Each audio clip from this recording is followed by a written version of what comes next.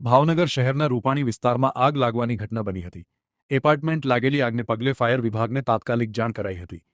ભાવનગર શહેરના રૂપાણી દીવડીઓમાં આવેલા સ્વરાકન એપાર્ટમેન્ટમાં B4 નંબરની વિંગમાં આવેલ ફ્લેટમાં કોઈ અગમ્ય કારણોસર આગ લાગવાનો બનાવ બન્યો હતો। આગને પગલે તાત્કાલિક ફાયરને જાણ કરતા સ્થળ ઉપર પહોંચીને આગ બુઝાવી હતી। જો કે આગ લાગવાનું કારણ સામે આવ્યું નથી।